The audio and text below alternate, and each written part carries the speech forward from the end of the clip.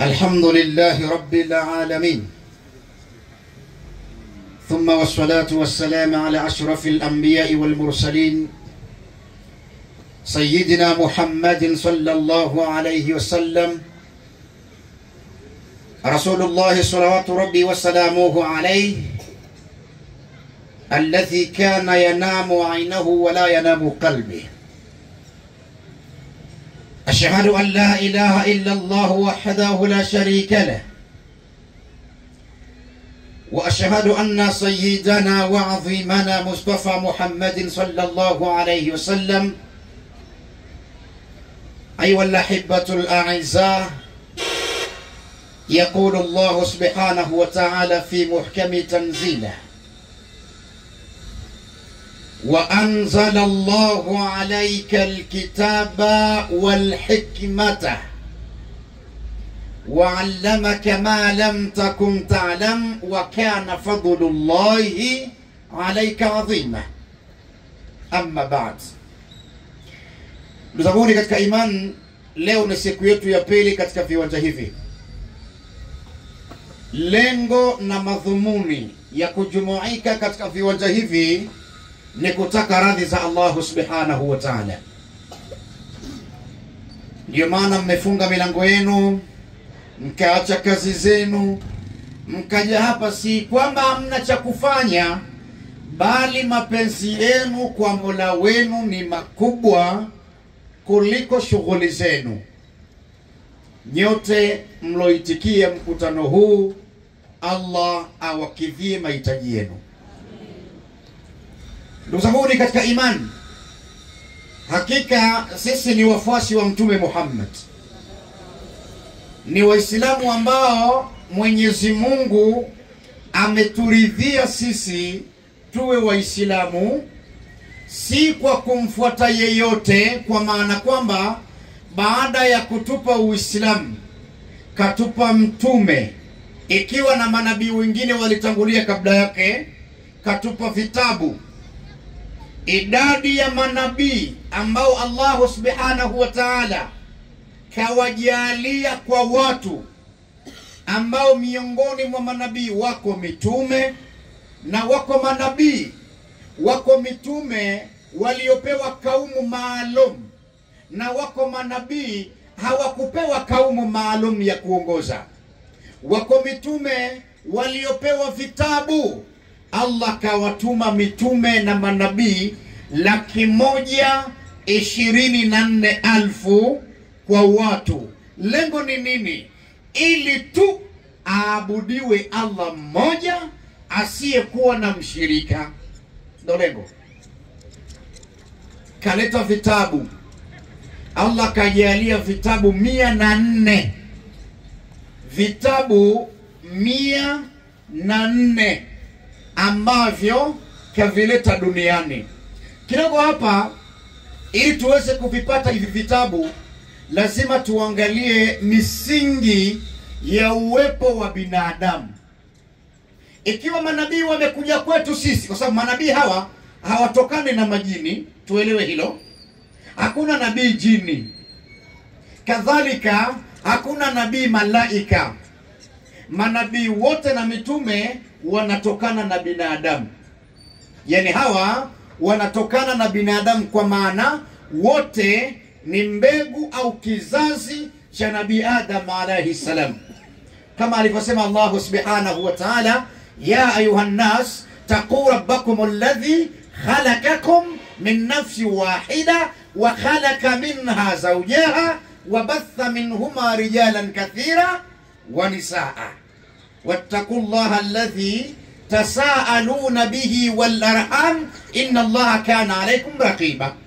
Enyi watu, muogopeni Mola wenu aliyekuumbeni kutokana na nafsi moja. Nafsi inayotajwa hapa ni nafsi ya Adam alayhi salam.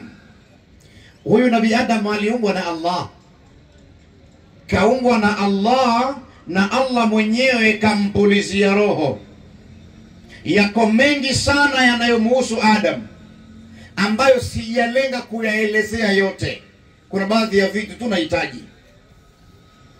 Baada ya kumuumba Adam, wa khalaqa minha zawjaha, kisha Allah kutokana na nafsi hiyo ya Adam, Allah akaiumbia mwanamke.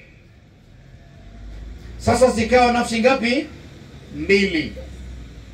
Zikawa nafsi mbili. Wabatha minhuma rijalan kathira wa nisaa, kisha kutokana na nafsi hizo mbili Allah akajalia, akaumba, akajaza. Utakayotumia hapa inakubalika, iwe ameumba, amejaza, kajalia wanaume na wanawake kwa wingi kutokana na nafsi hizi mbili. Hivi tulikuja tu moja kwa moja kama maji ya mvua? Hapana. Ilikuwaje? Nabi Adam alayhi salam, baada ya kuumbwa na Allah, na Allah akajalia patikane mwanamke kutoka katika ubavu wake, kwa maana ya nafsi yake Adam, wakawa wawili. Nabi Adam alimwendea mkewe kwa mara ya kwanza, kamtia mimba, akazaa mapacha, akazaa watoto wawili, akamzaa Kabil na akamzaa Nuda, akazaa wa kiume na wa kike. Baada ya muda kadhaa, Nabi Adam akamwendea mama Hawa kwa mara ya pili, akamtia mimba nyingine, akazaa mapacha tena, akazaa Habil na Nuda.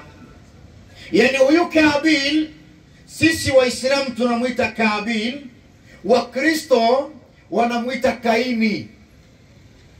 Sisi Waislamu tunamuita Habil, Wakristo wanamuita Habeli. Huyu Kaini ambaye anatambulika katika imani ya Kikristo, ambaye ni Kabil, alizaliwa na pacha wake wa kike, na huyu Habil alizaliwa na pacha wake wa kike. Tayari dunia au ulimwengu wa Allah una watu wanne. Una watu wanne: Hawa na mumewe Adam, una watu sita: Hawa na mumewe Adam, Kabil, Nuda, Habil, Iklima. Watu sita. Amri ya Allah ikaja kwamba hawa inabidi waoane. Inabidi waoane, lakini vitofauti. Huyu Kabil kazaliwa na Nuda, na Habil kazaliwa na Iklima. Sasa wata exchange, yani huyu Habil atamuoa Nuda na Kabil atamuoa Iklima. Kabil kakataa, ambaye ndo Kaini, sawa Kabil kakataa kwamba mimi sitokubali kumuoa Iklima kwa sababu ana sura mbaya.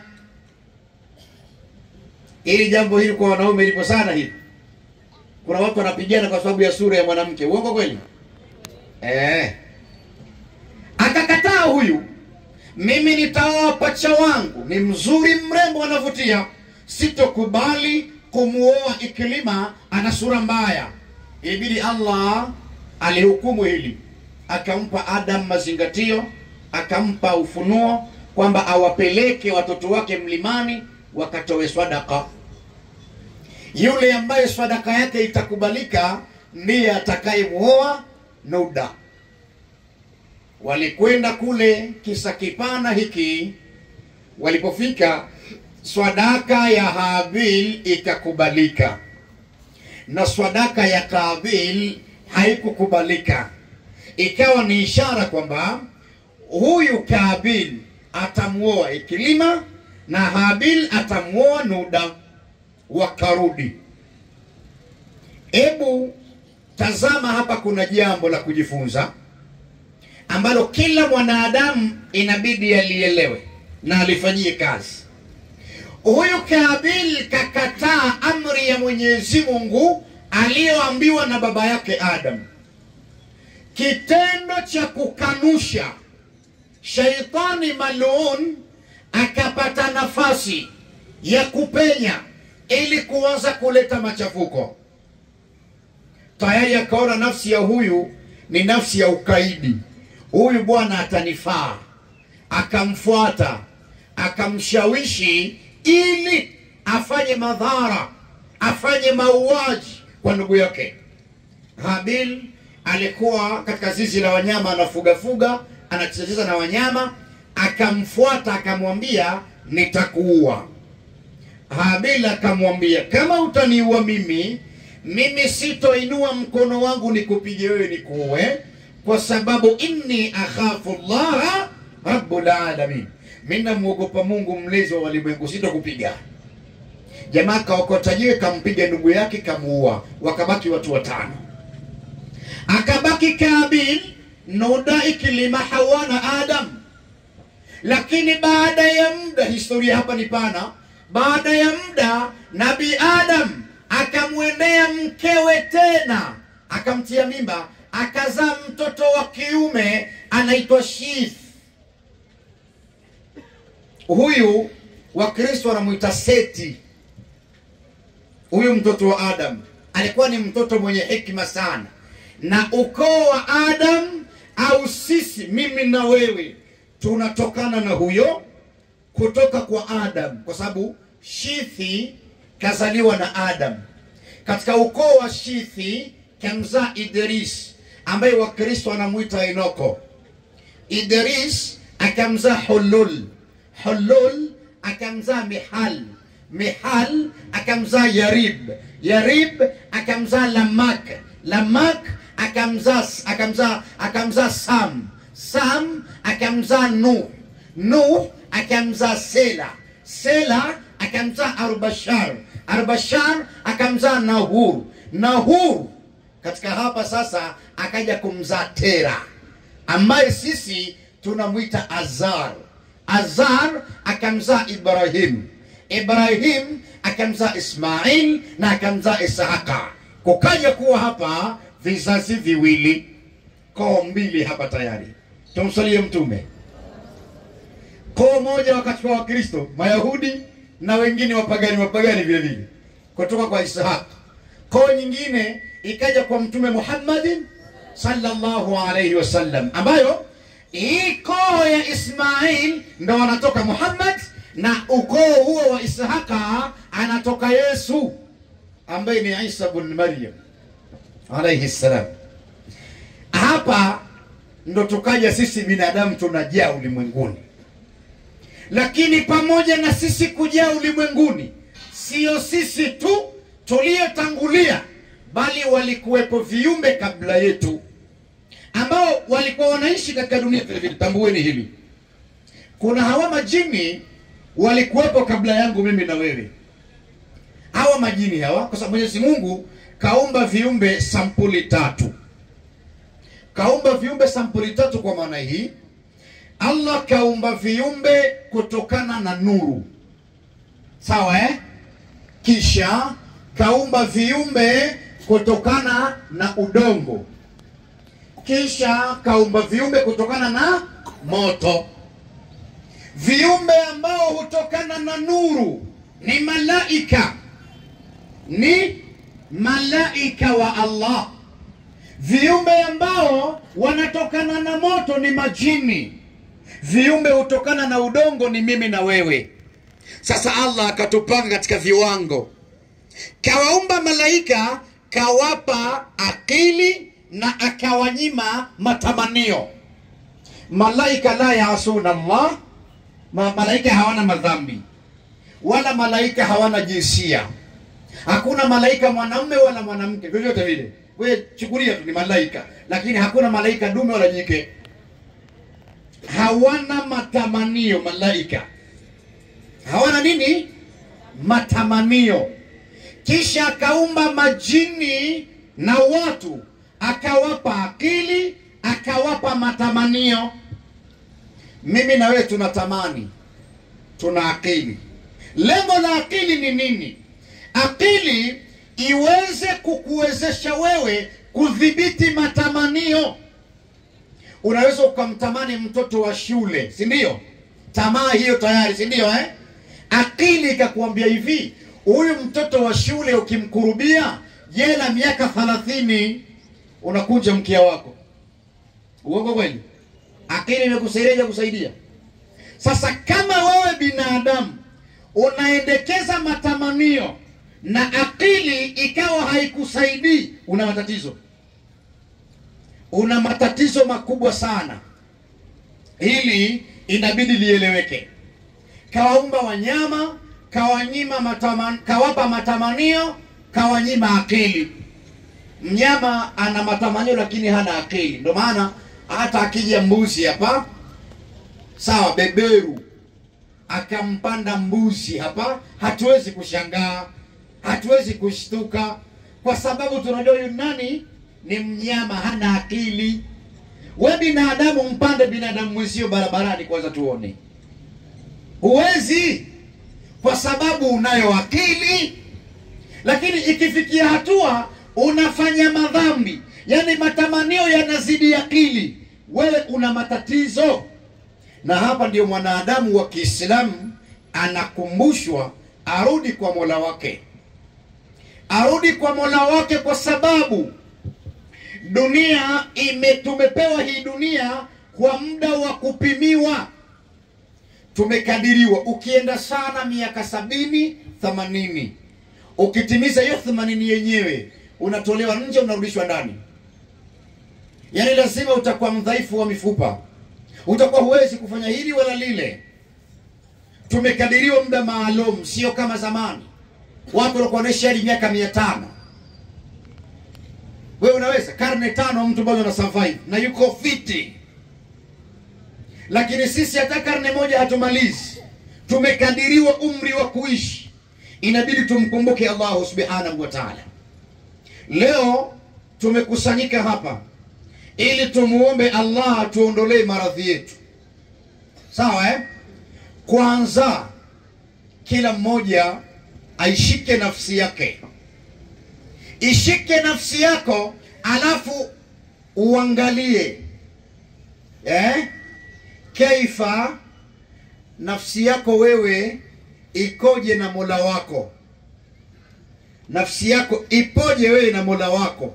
Mna mawasiliano mazuri na Mola wako? Na kama hamna mawasiliano mazuri, unasubiri nini kuhuisha imani yako? Inabidi kila mwanadamu aifanye upya imani yake, ili mawasiliano baina yake na Mola wake yawe mazuri. Allah anasema, lakad kana lakum fi rasulillahi uswatun hasana. Mtume amekuwa ni kiigizo chema kwetu. Allah kamfanya mtume ili sisi tumuige. Hapa kuna swali la msingi. Kuna swali la msingi. Tunavyoishi sisi, mienendo, njia tunazopita, kweli ndizo alizopita nabii? Hivi sasa kuna mtu katika Uislamu utamsikia na kuambia, mimi mwanangu ana maruhani. Nataka mnielewe, hapa kuna funzo kubwa. Au utamsikia mtu anasema, mke wangu bwana huwa anapandisha maruhani. Hapa tulipo inawezekana hayupo hapa, au unaye ndugu yuko nyumbani, yeye ni kiti, huwa akikaa kuna vitu vinapanda kichwani kwake, vinaanza kufanya kazi. Wapo hawapo? Ukimkuta huyo naye ni Muislamu. Hapa tulipo kuna mtu kasoma dini angalau kwa udogo tu, uchache tu kidogo, na yeye kaenda sehemu, labda kaenda kumfanyia ruqya mtu, kamkuta mtu amepandisha mashaitani. Wale mashaitani akasema, sisi ni maruhani, tunamlinda huyo mtu, tunahitaji tupange hapa awe kiti. Wewe uliyesoma dini ukaenda kufanya mazingira ya kumpandisha huyo kiumbe akae kwenye maisha ya mwanadamu. Hayo ndo mafunzo ya mtume? Kwanza inabidi uelewe. Kama umewahi kusikia kuna mtu anasema mimi nina maruhani, mushrik. Sijui mnaelewa vizuri? Akakwambia, bwana mimi nina maruhani, huwa nikilala nikiota ndoto inatokeaga kweli eti. Ukilala wewe unaota kweli, si ndio? Aya, huyu anakwambia, mimi bwana nina vitu vyangu kichwani, vikipanda naweza kufanya makubwa. Mwanadamu yeyote ambaye anapandishaga vitu vyake kichwani, alafu anaviita maruhani, aandae majibu ya kumjibu Allah. Yeyote aliyewahi kwenda kwa mtu akafanya mazingira ya kupangisha majini kwenye mwili wa mtu kwamba hawa ni maruhani, aandae majibu ya kumjibu Allah. Ruhani si kiumbe mchafu anayeweza kukaa kwenye mwili wa mwanadamu. Hapa kuna mazingatio. Ruhani si kiumbe mchafu anayeweza kupanda kwenye kichwa cha mwanadamu. Ruhani ni nani? Qur'ani yenyewe kwanza, kabla hatujachukua ila wakala, Qur'ani imetuweka wazi ikitupa habari ya siku ya mwisho kwamba kiyama kikisimama, Allah anasema tarujul malaikatu waruh fi yawmi kana miqdaruhu 50,000 sana. Siku hiyo watapandishwa malaika wote pamoja na roh. Roh, Ibn Kathir ametafsiri aya hii akasema roh aliyetajwa hapo ni malaika Jibril. Sawa ni malaika Jibril, ili sisi tujue kwamba hawa maruhani ni viumbe rahisi. Tutapataje kujua kwamba hawezi kufanya uchafu huo? Sote tunafahamu Mtume Muhammad sallallahu alaihi wasallam alirogwa. Uongo kweli? Nabii alifanyiwa uchawi, na huo uchawi ukamtesa kwa dakika chache, kwa masaa kadhaa. Baadaye akaja Jibril, akaja Mikail, wakaja kumtibia Nabii sallallahu alaihi wasallam. Walipomtibia Mtume, wakamwachia walinzi katika malaika wa Allah, ambao walinzi hawa walikuwa wanamkinga kutokana na hila za watu. Yani wewe ukimwalika Mtume nyumbani ukaweka sumu, sawa Mtume atakula hicho chakula na hiyo sumu haitomdhuru, na anajua hapa umeweka nini? Sumu. Hakuna hadithi inayosema Mtume alirogwa mara mbili, karogwa mara moja tu. Na kwa nini hili? Kwa mazingatio kwamba nabii Mwenyezi Mungu alitaka kutupambanulia sisi tuweze kutofautisha baina ya muumba na kiumbe. Sisi tunavyompenda Mtume Muhammad sallallahu alaihi wasallam, alafu tuambiwe huyo mtume hajawahi kusibiwa na mabalaa wanayosibiwa wanadamu. Binadamu si tungebadili, si tuanze kumwabudu Muhammad? Uongo kweli? Lakini Allah katupambanulia haya ili tubaini kwamba huyu mtume vyovyote awavyo ni binadamu. Ni binadamu aliyepitia tundu ya mkojo mara mbili.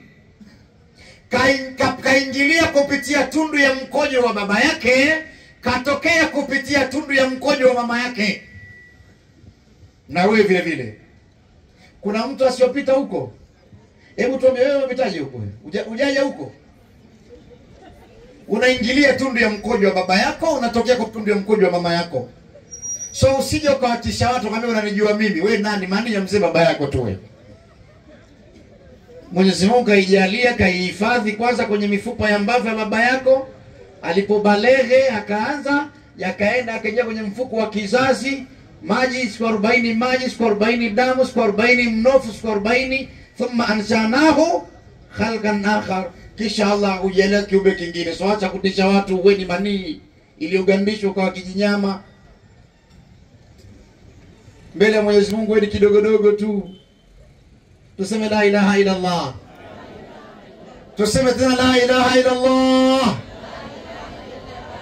Sasa nabii akawa anaishi katika mazingira ya tahadhari, huku anajua kawekewa nyama kwenye mbuzi, anajua hii, kawekewa sumu kwenye mbuzi, anajua hii nyama ina sumu, kala na haikumdhuru. Lakini maswahaba walikuwa wanamuiga sana mtume na walikuwa wanamchunguza sana, kwa sababu huyu ndiye mwalimu wao.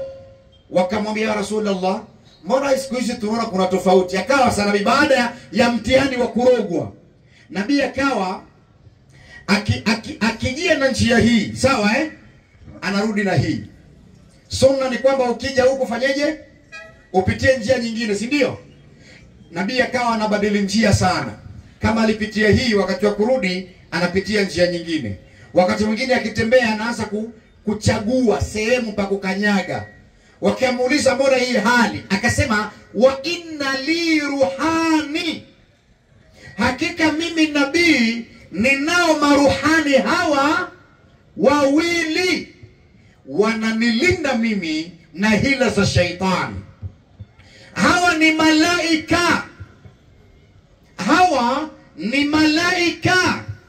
Sasa majini ni viumbe ambao wanaishi na wanadamu katika mazingira ya kupita huku na kule, wapi? Kwa sababu tunavyoishi sisi binadamu, kuna majini wanaishi kwenye mitaro ya barabara, kuna majini wanaishi majalalani, kuna majini wanaishi yani sehemu yenye uchafu, milimani, misituni. Na huko sisi tunakwenda, tunapita mitaro, tunavuka, tunakwenda msituni kukata miti, tunakwenda baharini kuchota maji au kuogelea, tunakwenda wapi? Jalalani kutupataka.